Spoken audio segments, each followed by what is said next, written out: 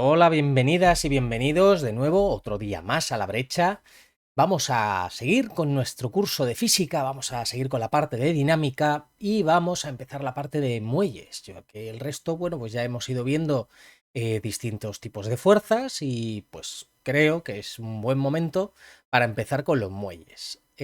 Todos sabemos lo que es un muelle, o deberíamos saberlo, y todos tenemos la noción de cómo funciona un muelle. Entonces, lo que vamos a hacer es describir físicamente lo de los muelles. ¿Por qué es tan interesante esto de los muelles? ¿Por qué a los físicos nos gusta tanto los muelles? Nos gusta por la ley de Hooke. La ley de Hooke se debe a este físico que se tenía un gran enfrentamiento con Newton. En la época eran los dos grandes de la época y la verdad es que se llevaban a matar. O sea, a matar. De hecho, cuenta la leyenda y no sé qué parte tendrá de verdad, que cuando el Newton se empezó a presidir la Real Académica de las Ciencias de Londres, quemó todos los retratos que había de Hooke. Hasta ese punto le odiaba, parece ser. Y no se sabe qué apariencia tiene el tal Hook, porque el tío, el Newton, fue exhaustivo en su limpieza de los retratos de Hook. Bueno, la verdad es que estuvieron muy peleados con lo de la ley de gravitación. Hook defendía que las masas se movían como si fuesen muelles, que la fuerza de gravedad era como unos muelles. Lo intentó varias veces. Bueno, se pueden hacer muchas cosas con los muelles, pero en realidad a los físicos nos interesa porque todo, o bueno, todo, no, pero casi todo se puede hacer con muelles, o por lo menos con la ley de Hooke. Casi todo, lo que decimos es casi todo es un oscilador armónico. Y lo que vamos a deducir hoy es posiblemente la ecuación más importante que vais a ver en toda vuestra carrera de físicos. Eh, Luego hay cosas y hay variaciones, pero la ley de, o sea, lo que es la ecuación del movimiento armónico simple, la vais a utilizar tantísimas veces, la vais a ver tantísimas veces en tantísimas formas diferentes, que es increíble. Casi todo lo que vemos se puede traducir a movimiento de muelles, las ondas se pueden traducir a movimientos de muelles, los campos cuánticos se pueden traducir a una especie de movimientos de muelles, de osciladores. Es una cosa bestial. Bueno, pues lo que vamos a hacer es describir un muelle, de momento. Entonces, nosotros tenemos un muelle y, a ver si me sale medianamente bien, en una posición de reposo, ¿vale? Entonces, vamos a poner que aquí, esto es lo que llamamos la posición inicial, posición x sub 0, y nosotros cuando estiramos o contraemos un muelle, lo que tenemos, y esto ya lo deberíamos de saber, es que lo estamos desplazando. Y al desplazarlo, el muelle gana fuerza. Tenemos nuestra masa en otra posición x y lo hemos desplazado esta cantidad de aquí, que es x menos x sub 0, a la que llamamos delta de x. Vale, lo hemos desplazado esta cantidad. ¿Cómo es la fuerza que actúa aquí? Bueno, pues esto muchos ya lo sabréis. Esta fuerza es la ley de Hooke y la fuerza, y voy a poner bueno, voy a quitarle el vectorcito porque ahora mismo no lo necesito, simplemente voy a definir las direcciones. Ahora vamos a pasar bastante de toda esta historia de los ejes, de momento. Luego se pueden hacer muchísimas cosas con los ejes, pero ya veréis. Y lo que nos dice es que es menos una constante, k, por ese incremento de x, esta variación de la distancia. ¿Esto qué significa? Pues significa lo siguiente: si esta posición de x es mayor o está a más distancia que el x sub 0, x mayor que x sub 0 significa que incremento de x es positivo y por lo tanto, por este signo de aquí, la fuerza es negativa. ¿Esto qué significa? Significa que si la estiramos hacia la derecha, vamos a tener una fuerza recuperadora, hacia allá, hacia la izquierda. Si lo estamos metiendo hacia adentro el muelle, lo hemos empujado hacia adentro, vamos a tener una fuerza hacia la derecha. Esto es que x, eh, a ver, que X es menor, ya estamos. A ver, menor que X sub 0 significa que incremento de X es menor que 0 y por lo tanto este signo de aquí, menos con menos más, la fuerza positiva. Significa que la fuerza va a tirar hacia la derecha. Siempre el muelle va a intentar recuperar esta posición. Vale. Cosa interesante. También facilita de ver. Vamos a ver una cosa. Aquí nosotros vamos a tomar esta variación de X. Pero lo que vamos a hacer normalmente es trasladar los ejes.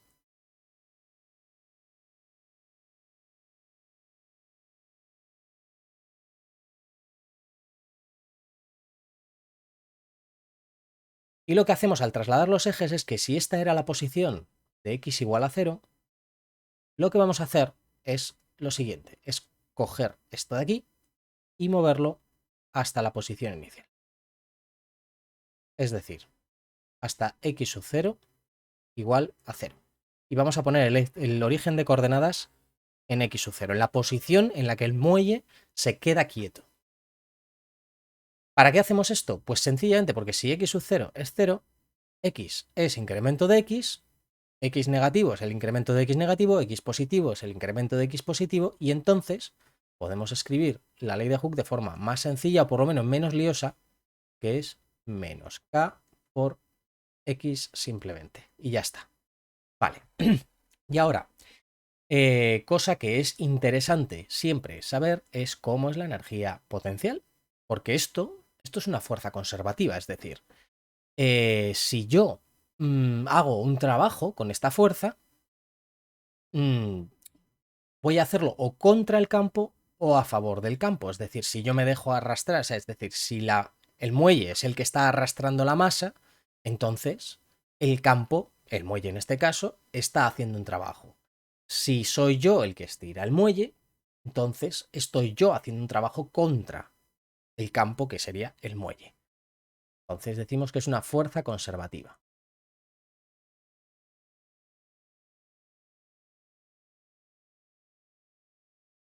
Y además, bueno, lo que define a las fuerzas conservativas es que son fuerzas que se derivan de una energía. Y por lo tanto, vamos a ver, la fuerza es igual a menos la derivada de una energía con respecto de X. ¿Cuál tiene que ser esta energía? Pues la integral de esto con respecto de X lo sea. Es decir, que nuestra energía potencial va a ser igual a 1/2 de K por X. K la voy a dejar en azul porque pertenece al muelle, que es en azul. La X la dejo así y ya está. Vale, ahora de momento no vamos a entrar mucho más en esto. Ay, perdón, por X cuadrado, que se me lía aquí. Vale. Esta formulita es súper importante. No voy a entrar mucho en ello, pero me gustaría que vieseis algunas cosas. Vosotros os acordaréis del vídeo anterior que hemos hablado del teorema de Taylor.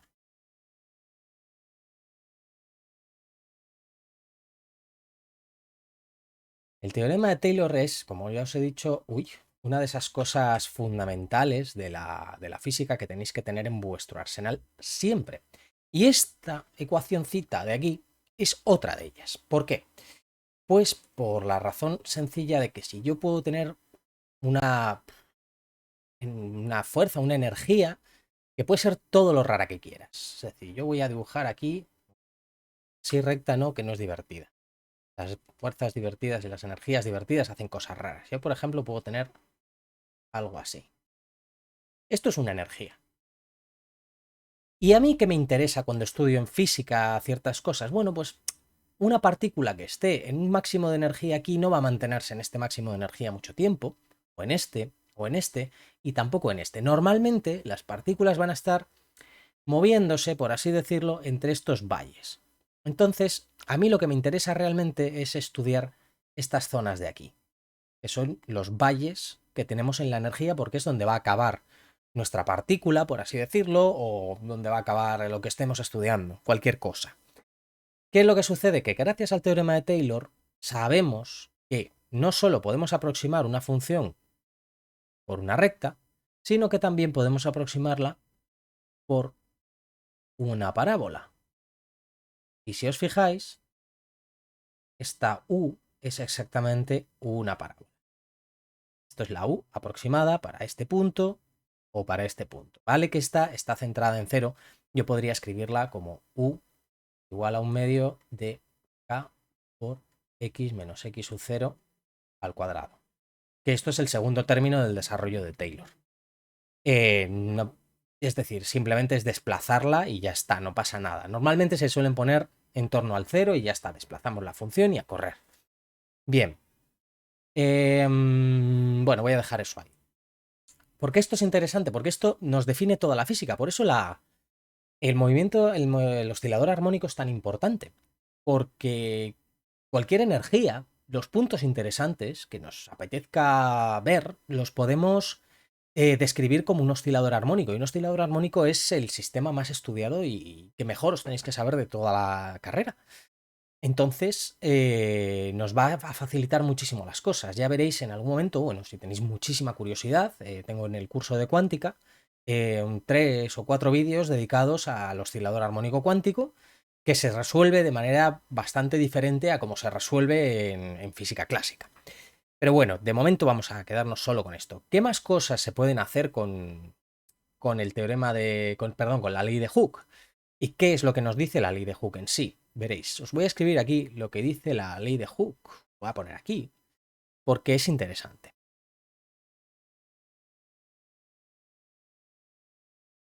A ver, la ley de Hooke lo que dice es, lo que establece es que las deformaciones, bueno, voy a escribir primero y ya después.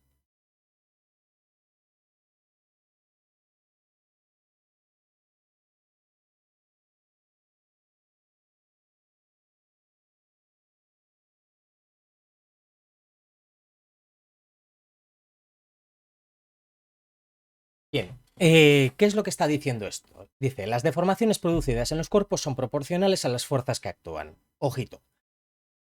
Las deformaciones producidas en los cuerpos. Yo tengo un cuerpo, cualquiera. Así. Una mesa, una superficie de una mesa. Y yo genero una deformación, o sea, empujo esto, aplicando evidentemente una fuerza.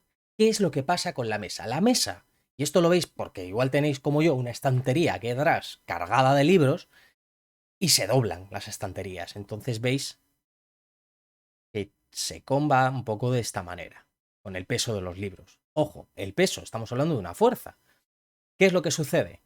Que esta transformación, esta deformación que se ha producido aquí encima, es proporcional a la fuerza de recuperación que tiene y a la fuerza, evidentemente, que es la que actúa. Yo aquí tendré una fuerza de recuperación que actúa sobre los libros para que no se caigan y una fuerza que está actuando, que será el peso, que está tirando por la gravedad para abajo. Esto sucede, que yo sepa, siempre. Seguro que hay algún material raro que funciona de otra manera. Vale, hasta ahí puedo estar de acuerdo. Pero en el 99% probablemente, y no creo que esté diciendo ninguna barbaridad, de los materiales que os vais a encontrar por el mundo, todos se recuperan con la ley de Hooke. Es decir, si yo lo desplazo 1 centímetro, la fuerza va a ser proporcional a 1 centímetro. Si se deforma 2 centímetros, va a ser el doble de fuerza. Eso es lo que me está diciendo. Nada más. O sea, si yo tengo una fuerza F para una deformación de 1 milímetro, tendré 2F para una deformación de 2 milímetros. Eso es lo que está diciendo la ley de Hooke, poco más o menos. ¿Y de qué depende cuánto valga esa fuerza? Pues dependerá de cómo sea el material.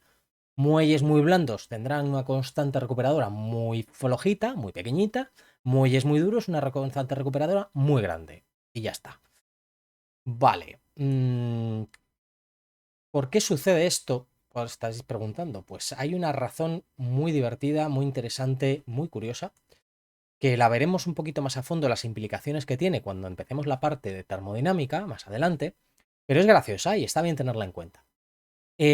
Cuando yo tengo un sólido, yo en general puedo describir ese sólido como una red de bolitas, en una dimensión incluso, en 2 o en 3 dimensiones.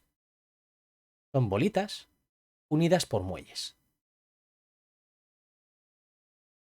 Y yo voy a tener aquí un muelle y otro muelle y así. Entonces, todos los movimientos que hagan estas bolitas con respecto a sus vecinas va a estar regido por la ley de Hooke. Y esto pasa siempre. Una cosa divertidísima y tiene implicaciones en la termodinámica. Porque las cosas como el calor que puede absorber un material o el calor que emite va a depender de las constantes recuperadoras de estos muelles, de muelles ficticios, ojo. Porque aquí estamos hablando de potenciales cuánticos y de cosas raras, de potenciales electromagnéticos que todavía no hemos visto y tal. Pero bueno, se puede ver que tiene una utilidad grande y además, también encaja con esto que os acabo de decir, de que un material al final se puede describir con la ley de Hooke. Bueno, esto lo voy a poner por aquí porque queda bonito.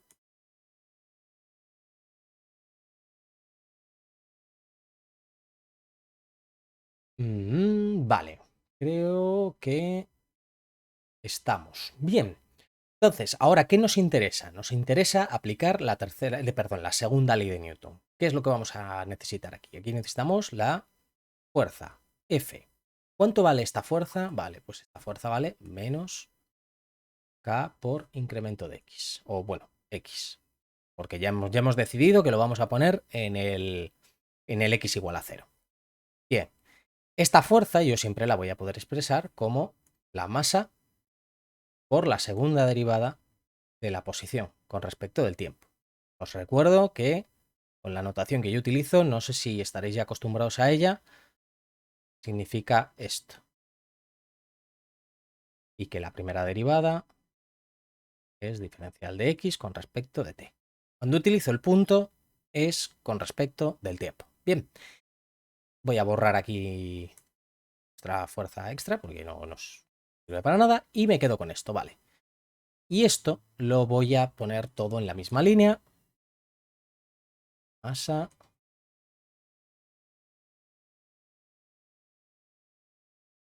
Vale, aquí nos queda nuestra ecuación diferencial, pero no está bonita. Todavía no está bonita. Las ecuaciones diferenciales chulas, guays, tal y como las ponen los matemáticos en los libros normalmente, no tienen coeficientes aquí. No es lo habitual. Entonces vamos a transformar esto y vamos a escribirlo de esta manera. Mi función de la posición más una cantidad que es k partido por m por mi función normal, la función que me va a describir el movimiento, es igual a cero. Y ahora lo que hacemos es lo siguiente. A esta cantidad, que fijaos, es positiva porque k es positiva, esto no sé si lo había dicho, me parece que no, pero k es siempre mayor que cero, es decir, no sé, igual los ingenieros han inventado algo que cuando tú lo empujas y lo desplazas hacia la izquierda, se tira más hacia la izquierda y viceversa. Cuando tiras para afuera, se empuja todavía más para afuera. No lo sé, puede ser. Vale, pero para lo que estamos hablando, no. O sea, estamos describiendo cosas, no sé, normales, por lo menos hoy. La K siempre es mayor que cero y la masa siempre es mayor que cero. Entonces vamos a describir una cantidad, omega, que va a ser, bueno, sí, esta cantidad K partido por M la vamos a llamar omega cuadrado. De manera que omega va a ser la raíz de K partido por M. Vale. Entonces nosotros vamos a sustituir esto aquí. Nos cepillamos esta constante y la escribimos ya como niños grandes que van al baño solos. Y esto es nuestra ecuación diferencial. Esta es la que necesitamos resolver. Esta es la ecuación más importante para vosotros de... No, qué puñetas. Yo creo que es la ecuación más importante de la física. Por lo menos las que más os vais a encontrar. Es la ecuación del oscilador armónico.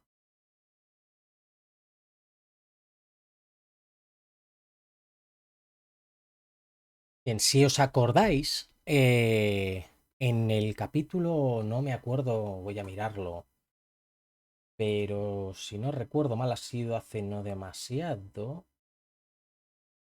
en el capítulo 2 del curso, perdón, el capítulo 2 de la parte de dinámica, de esta parte, os hablaba del péndulo simple. Y si os fijáis, si vais allí, o lo tenéis por ahí, el péndulo simple, también responde a una ecuación como esta. Vale, ahora vamos a hablar un poquito de esta cantidad omega. Porque esta parte, esta cantidad, sí que es importante. Fijaros en una cosa. Lo primero es que omega siempre es mayor que cero. Porque tanto k como m son mayores que cero, para eso le ponemos el cuadrado también.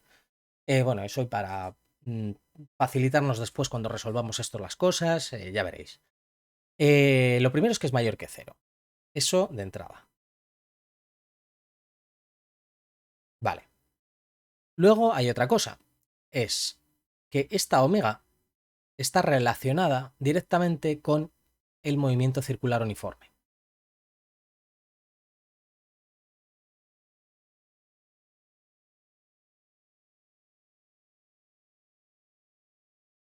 Para los que no lo tengáis claro, porque me parece que no llegué a resolverlo, pero bueno, igual en algún momento lo haré, no lo sé. Espera, mejor primero el circulito.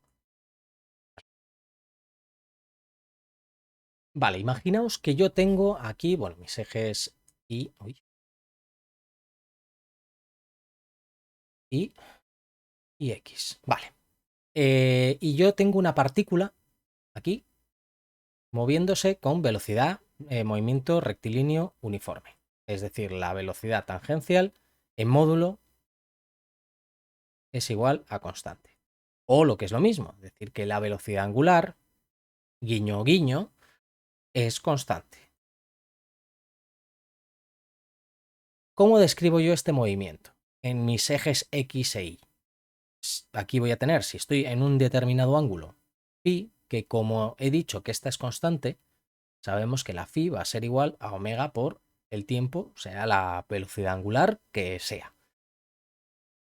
¿Cómo voy a describir yo esto? A ver. Vale. Por un lado voy a tener la proyección en el eje X, poner esta de aquí, que es esto de aquí. Pues si está a una distancia r, mi posición en X va a ser igual a r por la proyección coseno. Coseno de ese ángulo, phi. Y mi proyección en el eje Y va a ser el seno de este ángulo phi, r por el seno de phi. Esta phi, como ya os había dicho, es omega t, así que puedo escribir omega t. Y si os fijáis, esto es precisamente eso. Ya veréis cuando veamos las soluciones que va a ser esto de aquí. De hecho, os puedo decir, probad a meter, en vez de y poned X o lo que queráis. Lo que pasa es que normalmente se pone X porque aquí lo hemos puesto en el eje horizontal, se suele tomar la Y porque se considera que está oscilando en vertical. Bueno, que no tampoco os liéis, cambiad la Y por la X, pero bueno, también os vale esta de aquí. Ya hablaremos sobre eso en el próximo vídeo, que es cuando os voy a resolver realmente la ecuación. En este solo estoy describiéndoos lo que es los muelles, el movimiento armónico simple, que nos vayamos familiarizando con lo importantísimo que es esta movida. Vale, lo que os digo, probad a meter estas dos ecuaciones en esta ecuación. Meterlas suena un poco raro, pero bueno. En la ecuación diferencial. ¿Cómo lo hacéis? Pues hacéis la primera derivada de esto, la primera derivada de esto, la segunda derivada de esto, segunda derivada de esto, y luego sustituís.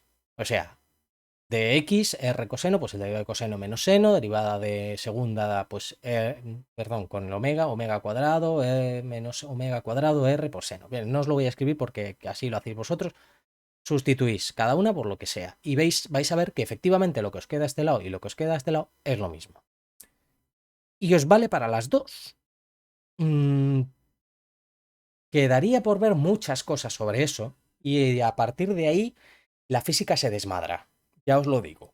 O sea, el hecho de que tú puedas utilizar dos soluciones diferentes para una misma ecuación es cuando la física se empieza a desmadrar de verdad. Ya veréis lo que es esta historia. Bien, ¿qué más podemos ver? Pues, por ejemplo, a ver, sí, tengo aquí la chuleta y a veces, pues, para que no se me olviden cosas. Otra cosita que es importante. K y M son las que definen omega, o sea, omega depende de K y de M.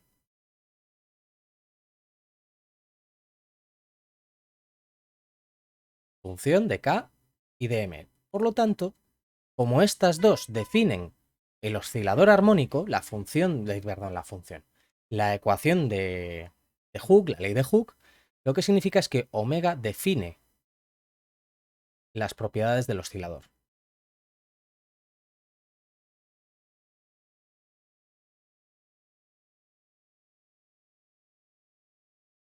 Y no las define de cualquier manera, porque si os fijáis, uy, si os fijáis, yo voy a dibujar omega cuadrado por comodidad, pero vale omega. Bueno, pues voy a dibujar omega porque va a dar igual, esto no es realmente importante. Si os fijáis, yo tengo que omega, a ver, vuelvo a escribir aquí. A veces parezco medio tonto, en serio. Omega es la raíz de, bueno, omega cuadrado es, link, que el torpe estoy hoy, es k partido por m.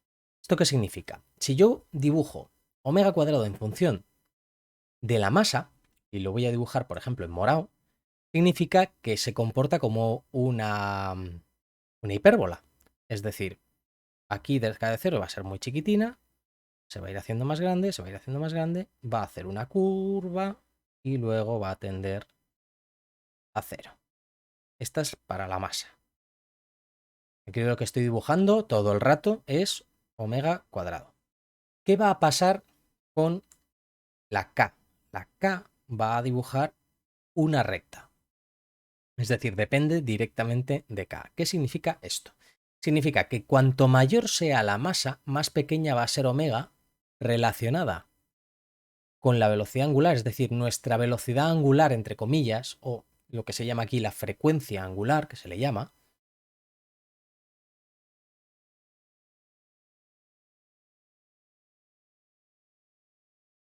va a ser más pequeña.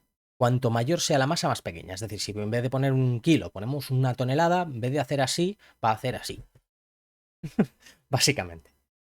No, perdón, al revés, al revés. Va a ser más lenta, va a ser más lenta. Si ponemos una masa más pequeñita, entonces sí que va a vibrar mucho más rápido. Y luego, si aumentamos la K, es decir, hacemos una resistencia mucho mayor en el muelle, va a aumentar también. Es decir, cuanto mayor sea esta K, más grandes, no, más rápidas van a ser las oscilaciones. Vale, creo que con esto ya nos hemos familiarizado con ello y en el siguiente vídeo sí que os voy a resolver la ecuación del oscilador armónico. Así que nos vemos en el siguiente vídeo.